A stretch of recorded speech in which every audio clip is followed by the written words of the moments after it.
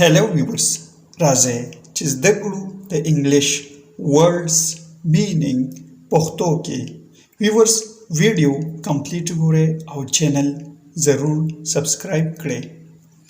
د انګلیش ورډ دی accept معنی ده استثناء کول، پرېښودل یا غورځول.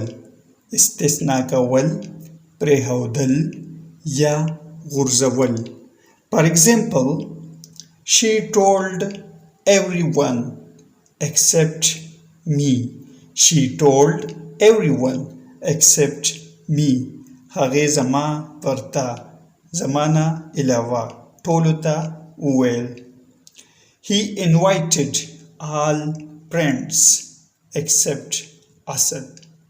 له اسد پرته، له اسد نه علاوه ټولو ملګري راوبلل.